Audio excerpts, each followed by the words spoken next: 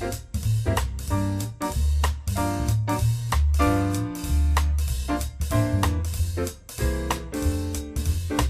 morning, I'm Matt with Medina Minute, and today we're going to visit with Keni from the new Honeybee Bakery. Keni, thank you so much for sitting down with us today. I appreciate it. How did you get into this? Honeybee Bakery, you're a pretty new business on the square. Yeah, well, I was the baker at the previous bakery for about 4 years, and I actually started baking at the Country Baker up on 18. Okay. About 7 yeyears ago, but originally I started baking with my grandma. So did you start baking professionally when you were like 10? No. Because I think it's pretty awesome, and please don't be offended. I think it's amazing to see a pretty young woman running a major business on the square. Yeah. So baking with grandma, is that where it got started? Yeah, my grandma was well, she was one of the first female skilled labor workers in Michigan. Okay. So that's what she did by day. Oh, cool. And by night, she, well, not by night per se, but she was also a very skilled baker herself. She did wedding cakes, birthday cakes. Really? But yeah, my grandma was like my hero. She was pretty sassy. She had a motorcycle. Nice. She was cool. So I always She's like what you're going to be in about 50 years. Yeah. All right. That's awesome. So I always wanted to be at her house. I always wanted to be doing what she was doing, and so we would make bread. Bread's still like my favorite thing to make. We would bake bread all the time. That's cool. Yeah, that was our thing. How did you end up in Medina? Well, I met my husband in Michigan, and he's originally from Chippewa Lake. Okay. So we met. We worked at Little Caesars up there, Pizza Love, and and then we randomly decided we were gonna ride our bikes from Seattle to San Francisco. So we just bought some bikes and rode to San Francisco, and then once we got there, we were like, now what? Yeah, we're like, now what do we do? We've got no home, we've got no money. Where do we go? What do we do? And so we were like, let's just try Ohio. And we love it here. We've been here ever since. Oh, that's awesome. Yeah. So in what you do, you get to use a lot of your family recipes, which I think is really cool. And with bread being your favorite, that's something that we haven't had on the square for a while is fresh, real, homemade bread. Yeah. Not giving away your secrets, but when people come to the bakery, what kind of things will they see in the case? What have you changed at the bakery to make it yours? I have lots of vegan items now. I've been a vegan for 12 years, so it's important to me to have vegan options in there. I know it's a smaller town, that it can't support a full vegan bakery.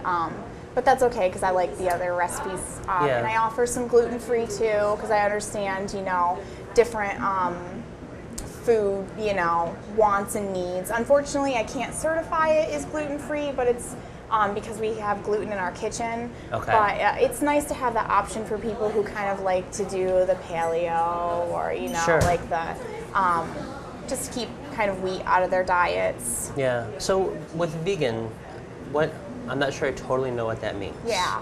So what is vegan? When people says I'm vegan, what does that mean? No animal products whatsoever.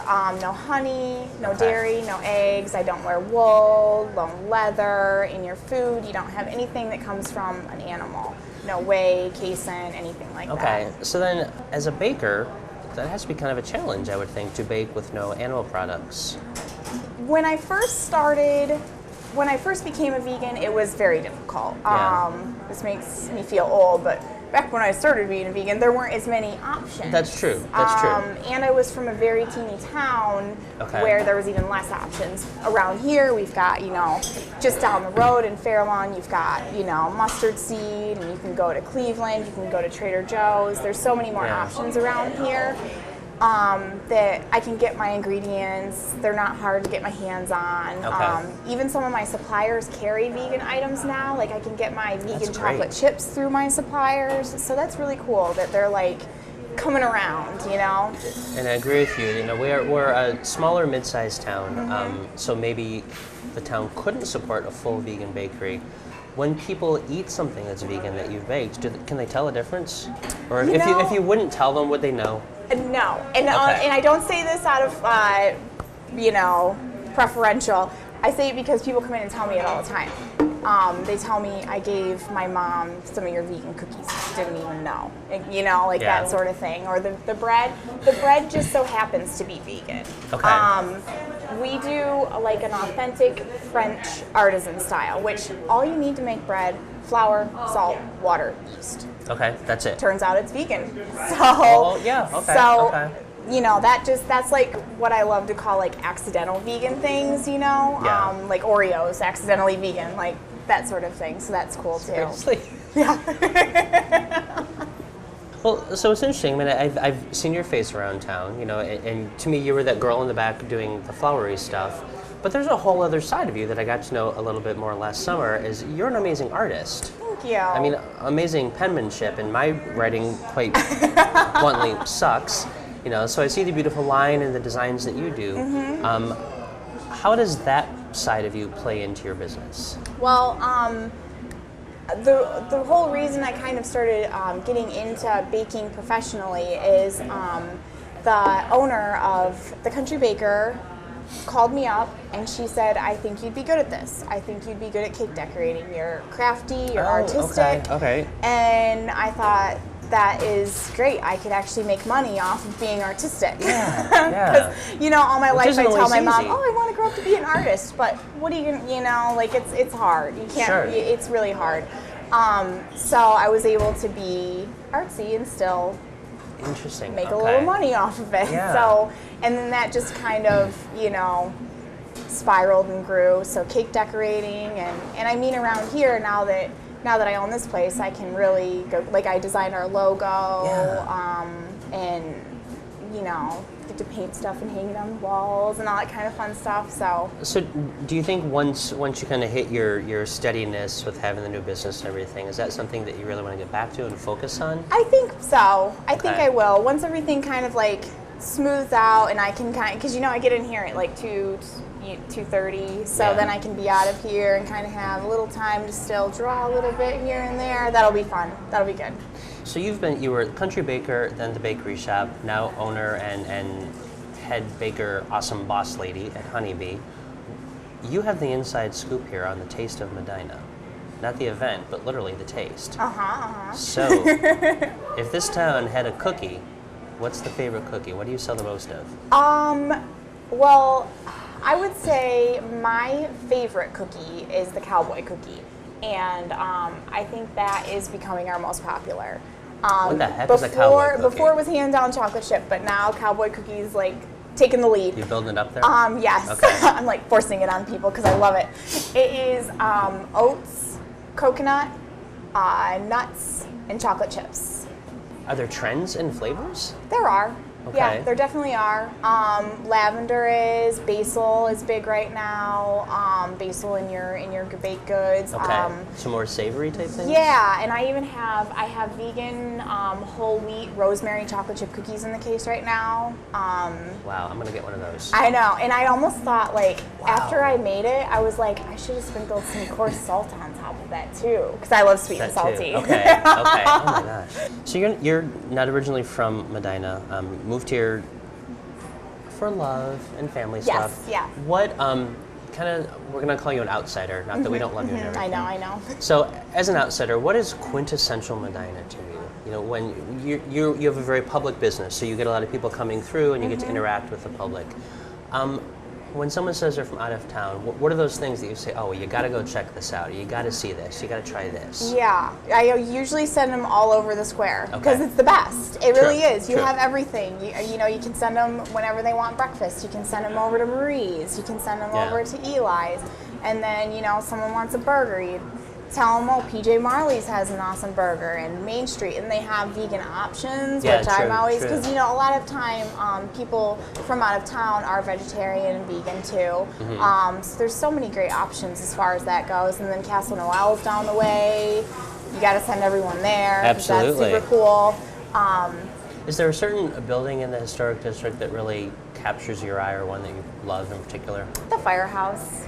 Who doesn't love the Firehouse? That's probably everybody's answer. Pretty much it is. And it's interesting because I don't know, I mean, it is a great building. It started the restoration of the entire square. Yeah. I just always wonder if it weren't bright red, would it be the would same? that still be the favorite? Well, I mean, it kind of towers over everything. Yeah, true. And it, probably the bright red, because I am partial to red too. So it's like, and I've got like the perfect view of it every morning. The That's sun true. comes like right up there, so it's like over the firehouse. So the angels are singing. Yes. Kenny's back there baking bread. Yeah.